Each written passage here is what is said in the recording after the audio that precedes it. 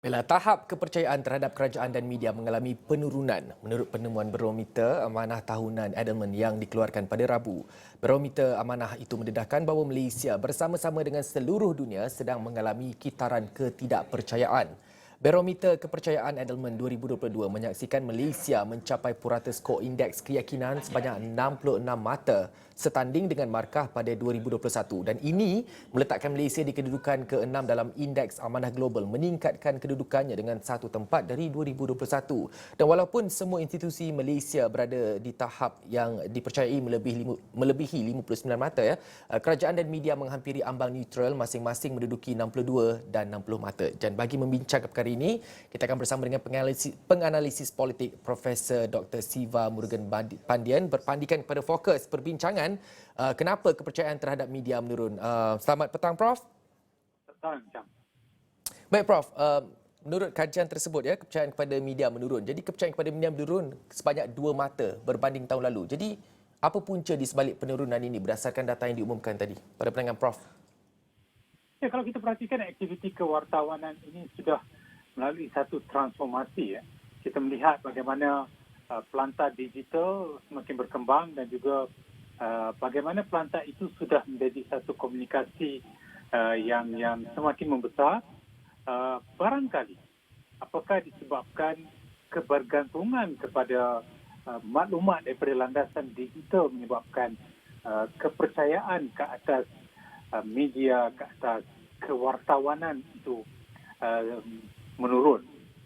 Apakah juga mungkin dalam suasana ketika kita sedang berhadapan dengan pandemik, ketika kita berhadapan dengan keadaan tidak menentu, keadaan yang tidak stabil, lahir pihak yang kurang bertanggungjawab dalam menyebarkan berita-berita palsu sehingga berita palsu itu melangkaui berita benar yang cuba dibawa oleh agensi media yang berdaftar.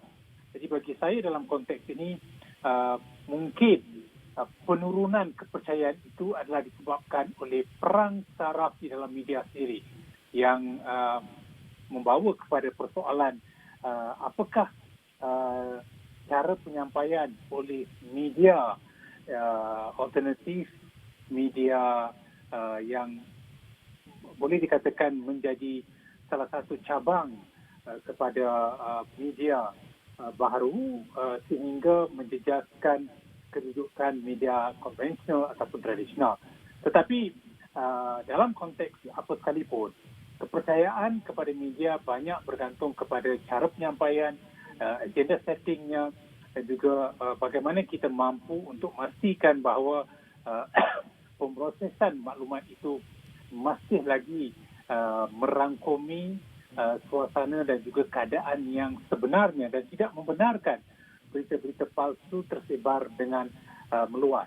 Itu berlaku dan saya rasa itu mungkin telah menjejaskan kepercayaan kepada media kerana ada sebilangan yang tidak mencari maklumat yang benar dan kadang-kadang yang palsu itu menjadi benar, yang benar itu menjadi palsu dan dalam kedudukan tersebut media tahap kepercayaannya menurun.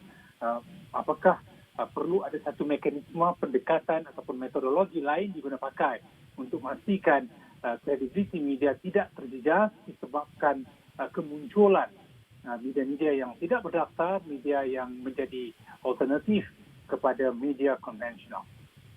Baik, Prof ada menyebut tadi mengenai berita palsu. Saya nak menyentuh juga Prof, ada kalanya ada sesuatu perkabaran ataupun sesuatu perkara yang ingin digempur-gempurkan, yang ingin disampaikan kepada masyarakat, didalangi oleh cyber trooper yang kadang-kadang berada di belakang ahli-ahli politik tertentu. Jadi bagaimana Prof melihat kewujudan mereka ini yang lebih meluas di social media sehingga mampu menyerap nilai kepercayaan masyarakat untuk lebih tertumpu kepada bahan-bahan yang dikongsikan oleh mereka sendiri, Prof? Ya, bagi saya yang penting di sini adalah literasi ke atas media itu harus dipertingkatkan. Kita tidak boleh membenarkan kelompok ini membesar. Kita tidak boleh membenarkan maklumat palsu melangkaui serta menyaingi berita-berita benar. Kelompok ini ada yang berbayar, ada yang tidak berbayar. Ada yang cuba untuk mengurus persepsi dalam kalangan pembaca dan juga pelayar media. Bermakna dalam konteks ini ia menjadi tanggungjawab bersama untuk menidakkan kelompok ini daripada melakukan sebaran ke atas berita palsu, dan mungkin juga pihak ataupun agensi bertanggungjawab harus mengambil usaha yang lain untuk menghentikan sebaran-sebaran seperti ini. Dalam konteks negara kita, contohnya dengan keadaan yang rencam, yang pelbagai, kadang-kadang isu yang dibawa itu boleh membesar, membawa kepada isu-isu perkauman misalnya. Apatah lagi dalam konteks politik, kita lihat kadang-kadang ada yang terlalu bersifat emosional daripada bersifat rasional dan praktikal, sebagaimana yang cuba dibawa oleh media berdasar. Maka pelayar media harus memastikan maklumat yang mereka peroleh itu adalah maklumat yang benar, yang sahih. Mereka harus mencari ataupun menyaring dan cuba untuk meneliti, menghalusi maklumat yang terima itu sebenarnya adalah maklumat yang boleh digunakan pakai, dan jika sekiranya wujud berita palsu, segera melakukan laporan kepada pihak berwajib supaya tindakan boleh diambil kepada mereka yang tidak bertanggungjawab. Ada kalanya apabila seseorang itu dibayar untuk menyebarkan berita-berita palsu ataupun ada yang terlalu emosional ke atas sesuatu itu, mereka tidak memikirkan masa depan ke atas nilai kemasyarakatan, komuniti dan juga nilai kewartawanan yang perlu dilakukan. Bermakna dalam konteks ini, apabila sudah ada pertembungan di antara media konvensional tradisional dengan media sosial, satu langkah yang menang-menang harus dicari supaya media sosial itu tidak dilihat sebagai media yang cuba untuk menyebarkan berita-berita yang boleh meragukan. Di sini kita tidak katakan semua. Sebahagian ada kalanya perlu kita lakukan pendidikan, perlu disaring. Dan di sinilah saya percaya bila dalam konteks sekarang ini ada juga yang menamakan media sosial sudah diarus perdanakan.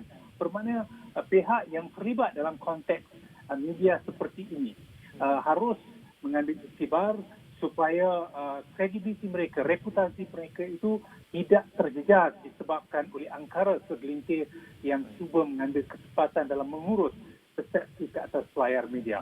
Jadi bagi saya yang penting di sini adalah untuk meningkatkan nilai kepercayaan, ia adalah tanggungjawab bersama. Kita harus memberikan pengiktirafan kepada nilai kewartawanan yang berdasar, yang cuba disalurkan, disampaikan oleh pihak berwajib. Tapi bila ada saingan daripada pihak yang tidak berdaftar, yang ada kalanya sengaja menyebar berita-berita yang kurang menyenangkan, bermakna di sini pihak yang boleh mengambil tindakan, pihak berwajib yang ada kuasa otoriti perlu dengan segera memastikan berita itu tidak tersebar dan juga dihentikan agar nilai keselamatan, nilai keharmonian, keamanan dan juga kejituan berita itu dipertahankan. Baik. Prof, dan mungkin ini soalan terakhir. Prof, Government of the Day juga dilihat memainkan peranan dalam aspek kebebasan bersuara media di Malaysia. Jadi bagaimana nak memastikan bidang kewartawanan pada masa kini, Prof, tidak lagi mengikut format lama atau slang politik ataupun only producing report yang menunjukkan satu side semata-mata, Prof? Ya, media harus diberikan ruang kebebasan yang secukupnya. Walaupun sesiapa yang mentadbir urus negara, media memainkan peranan untuk menyalurkan maklumat dan mereka menjadi penghubung di antara kerajaan hari ini dengan rakyat. Jadi media harus diberikan pengiktirafan dan juga dipertahankan kewibawaan mereka oleh sesiapa sahaja memerintah atau mentadbir urus negara agar kredibiliti kerajaan juga dapat dipertahankan oleh media tersebut. Jika sekiranya ada campur tangan, jika sekiranya ada nilai tertentu yang cuba dibawa dalam pemrosesan berita-berita tertentu, bermakna itu juga akan mengganggu gugat kredibiliti pihak berkuasa. Apatah lagi hari ini dengan adanya media sosial, adanya satu lagi pilihan dengan sebaran berita dengan segera, dengan cepat. kita harus berwaspada, kita harus berhati-hati, kita harus menyesuaikan diri dengan ekosistem perubahan pentadbiran, perubahan suasana politik, sosial, ekonomi agar ia bersifat contemporary. Kita tidak boleh terlalu jumut terikat dengan kedudukan lama. Kita harus mampu untuk adaptasi dengan perubahan-perubahan yang berlaku supaya itu juga memberikan pengiktirafan bukan saja kepada kerajaan hari ini tetapi juga kepada pihak media yang saya rasakan merupakan salah satu cabang besar yang harus kita pertahankan kewibawaan mereka, ketokohan mereka, kemampuan mereka, kredibiliti mereka yang sepatutnya ada ruang kebebasan yang secukupnya walaupun ada sesuatu berita itu mungkin menyanggahi keputusan ataupun apa saja yang dilakukan oleh sesuatu pihak, itu tidak bermakna mereka menentang, tetapi ada nilai kritikal yang boleh kita hormati, kita iktiraf dan kita anggap itu sebagai salah satu usaha untuk bergerak ke arah sebuah kerajaan yang ampuh agar kita dapat pertahankan nilai kesejahteraan, nilai keamanan, kerukunan dan juga proses pendemokrasian yang sangat penting dalam kita memerihalkan soal good governance, transparansi dan juga accountability. Jadi bila kita bercakap tentang nilai-nilai ini, nilai integriti yang cuba dibawa oleh media itu juga akan memberikan satu nilai tambah kepada pihak berwajib, kerajaan, seolah-olah integriti media itu adalah sebahagian daripada usaha kerajaan sendiri untuk memastikan bahawa institusi kewartawanan, institusi media itu tidak dimomokkan oleh pihak-pihak tertentu. Baik, terima kasih Profesor Mada. Profesor Dr. Siva Murugan Pandian, seorang penganalisis politik atas ulasan tersebut. Terima kasih sekali lagi Prof.